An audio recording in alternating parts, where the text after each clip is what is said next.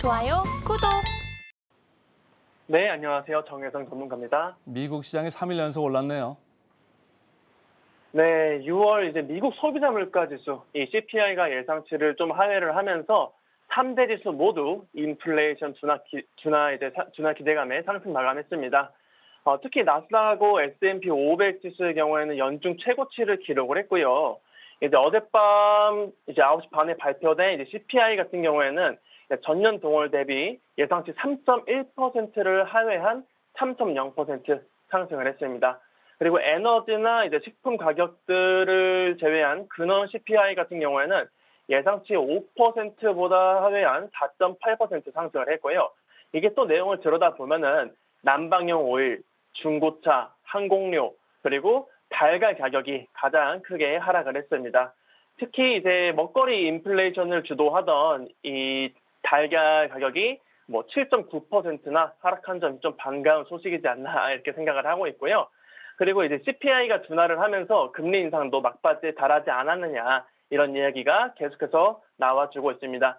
이번 달은 이미 기준금리를 25bp 인상할 가능성이 90%를 넘으면서 거의 기정사실화 됐지만은 이후에 남은 3번의 FOMC 회의에서 기준금리를 5.5%에서 동결할 전망치가 각각 90%를 넘기면 60%를 좀 넘기면서 시장이 좀 안정감을 주고 있고, 따라서 저도 이제 이번 금리 인상이 올해 좀 마지막 금리 인상이 되지 않을까 이렇게 그럴 가능성이 높다라고 생각을 하고 있습니다. 그리고 다만 이제 페드 위원들 같은 경우에는 여전히 좀 매파적인 스탠스를 취하고 있습니다. 오늘 이제 토마스 바킨 연은 총재 같은 경우에는 물가 상승률이 아직 너무 높다. 너무 빨리 물러나면 이제 연준이 해야 할 일들이 좀 많아질 거다라고 얘기를 했고요. 그리고 이제 대표적인 이제 매파적인 위원이죠. 닐 카시카리 총재 같은 경우에는 인플레이션이 예상보다 좀 고착화된다면은 이제 금리를 더 올릴 수밖에 없다 하면서 좀 시장에 긴장감을 줬습니다. 그리고 3시에 미국 이제 12개 지역의 경제 상황을 좀 보고하는 이제 베이지북이 발표가 됐습니다. 베이지북을 보면은 전반적으로 경제 활동이 좀 경미하게 증가하면서 앞으로도 완만하게 경제가 좀 성장될 것이라는 이런 이야기가 있었고요. 따라서 이제 높은 금리에도 경기 침체는커녕 오히려 미국 경제가 완만하게 성장하고 있다. 이런 내용이 있습니다. 그리고 캐나다에서는 이제 캐나다 중앙은행이 기준금리를 5%로 25bp 인상을 했습니다. 캐나다는 지난 3월, 4월에 걸쳐서 이제 금리를 동결한 이후에 초과 수요와 이제 물가가 예상보다 좀 지속이 되면서 높은 물가가 지속이 되면서 6월부터 금리를 좀 인상을 하기 시작을 했고, 이번에도 다시 한번 금리를 인상을 했습니다. 분명히 전 세계적으로 지금 물가가 둔화는 하고 있지만 생각보다 그 둔화폭이 적지 않아서 전 세계가 지금 골머리를 앓고 있는 모습들이 계속해서 포착이 되고 있고요. 그리고 이제 리투아니아를 방문 중인 조 바이든 대통령이 오늘 연설에서 이제 우크라이나에 대한 좀 강력한 지지와 그리고 러시아를 좀 강하게 규탄을 했습니다. 바이든 대통령은 이제 우크라이나 방위를 위해서 50개가 넘는 나라들이 연대가 좀 만들어졌다. 따라서 우리는 절대 약해지지 않을 거다라고 좀 강조를 했고요. 블라디미르 푸틴은 이제 우크라이나를 이길 수 있다고 생각하는 것 자체가 좀 잘못됐다. 이렇게 좀 얘기를 했습니다. 따라서 이런 얘기를 들은 푸틴 입장에서는 앞으로 좀 더 강력한 공격들을 퍼붓지 않을까, 그리고 전쟁이 좀 장기화되지 않을까, 이런 우려를 좀 가지고 있습니다. 그리고 오늘 밤에는 이제 CPI에 이어서 이 페드가 선호하는 물가 지표 중 하나인 이 6월 생산자 물가 지수 PPI가 똑같은 시간에 발표가 될 예정입니다. 현재 예상치 같은 경우에는 전년 동월 대비해서 0.4%, 그리고 전월 대비해서는 0.2%를 가리키고 있고요. CPI가 예상치를 좀 하회한 만큼 PPI도 이제 예상치를 좀 하회하면서 인플레이션이 둔화하는 모습을 조금 보여주지 않을까 이렇게 기대를 하고 있습니다. 전체적으로 정혜성 전문가가 이제 말씀을 해주셨습니다만은 CPI가 시장 예상보다 조금 덜 나왔고 PPI도 이제 오늘 밤에 이제 나오겠습니다만은 좀 덜 나오게 된다면은 시장에서 예상하는 금리 인상 2번이 아니라 1번 정도로 좀 줄어드는 거 아니냐. 다음에 올릴 때는 지금 92% 지금 가능성을 지금 열어놓고 시장이 보고 있잖아요. 근데 어제 보니까 CPI가 나오고 난 다음에 보니까 그 다음에 이제 9월 달에 FOMC가 열려가지고 그거를 이제 반영을 할 수 있을 텐데 기준금리 인상 한 번 더 올라가는 거 아니냐 이런 생각을 했던 사람들이 22%나 있었는데 어제 보니까 13%대로 이렇게 줄었어요. 그러면 기준금리 인상이 한 번만 있는 거 아니냐? 그런 생각에 미국 나스닥, 성장주가 많으니까 금리에 상당히 민감하잖아요. 그래서 나스닥이 좀 많이 올라간 거 아니냐 이런 생각을 했는데 어제 보니까 나스닥에서 많이 올라간 것 중에 하나가 리비안이 많이 올랐습니다. 네, 맞습니다. 이제 전기차 쪽이 그래도 좀 전반적으로 오늘 괜찮았는데, 특히 리비안이 이제 2분기 호실적을 좀 기대를 하면서 9거래일 연속 좀 상승을 했었잖아요. 9거래일 연속 상승을 했다가 어제 하루만 소폭 하락했다가 오늘 다시 급등하는 모습을 좀 보여줬습니다. 이 부분에서 좀 차익 실현 매물이 좀 나와줬었고요. 반면에 이제 루시드 같은 경우에는 오늘 2분기 전기차 판매량이 예상치보다 좀 적게 나와주면서 12% 가까운 급락세가 보였습니다. 따라서 시장에서 지금 약 1,900만 대의 전기차가 팔렸을 것으로 봤는데 실제로는 1,400만 대밖에 못 팔았기 때문에 이만큼의 급락세를 보였었고요. 그동안 이제 그 호실적 기대감에 급등세를 보였던 것도 있었기에 그 기대감만큼 더 크게 하락하지 않았나 이렇게 생각을 하고 있습니다.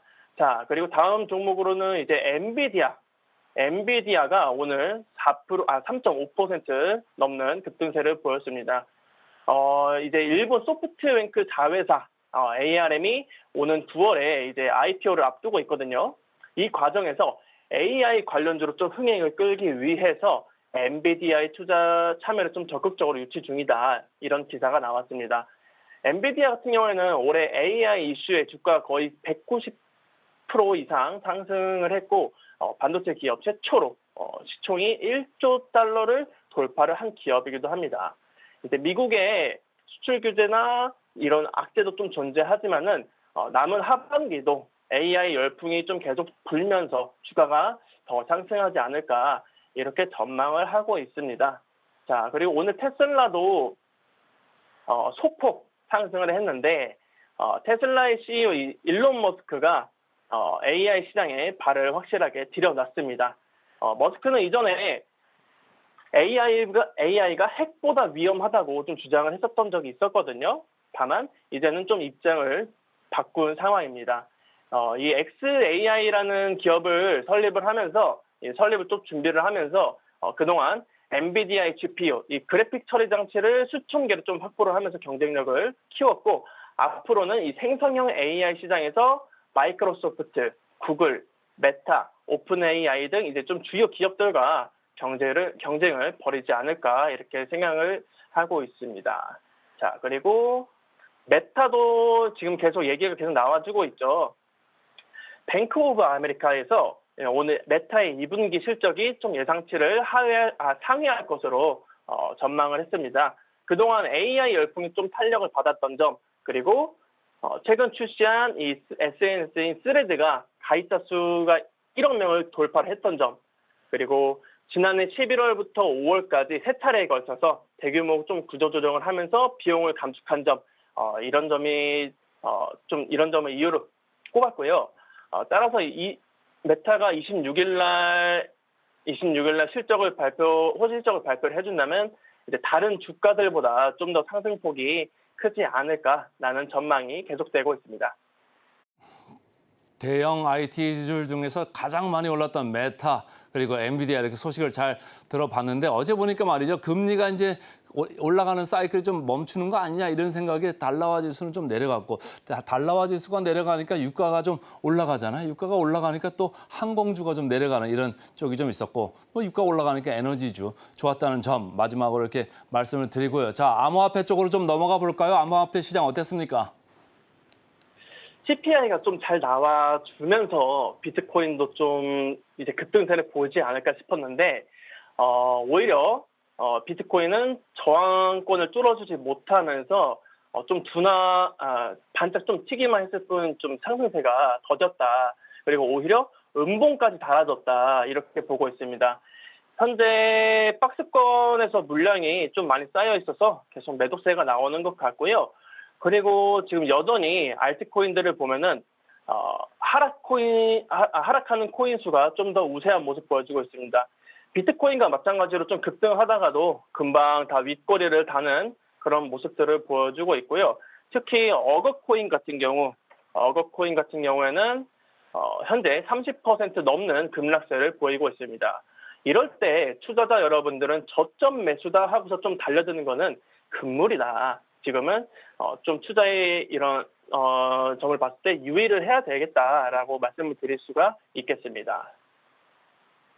자, 암호화폐 시장 계속적으로 좀 지켜봐야 되는데 최근에 보니까 말이죠. 선물 레버리지 ETF는 허용을 했었는데 현물 ETF는 허용을 안 해왔잖아요. 근데 그게 좀 열릴 가능성이 있나요? 네, 점점 이 가능성이 점점 높아지고 있습니다. 세계 최대 가상화폐 거래소 중 이제 하나인 코인베이스. 이 코인베이스가 시카고 옵션 거래소와 감시 공유 계약을 합의를 했습니다. 그동안 SEC는 이제 가격 조작이 좀 우려된다.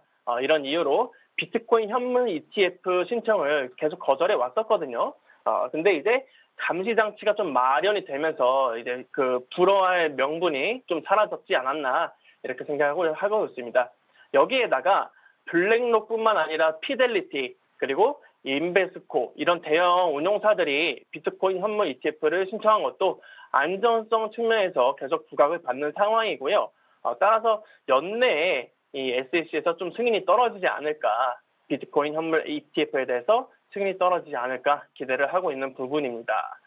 그리고 오늘 이슈가 하나 더 있었습니다. 업비트에서 이제 유럽연합이 제정한 가상자산 기본법, 미카 번역본을 공개를 했습니다.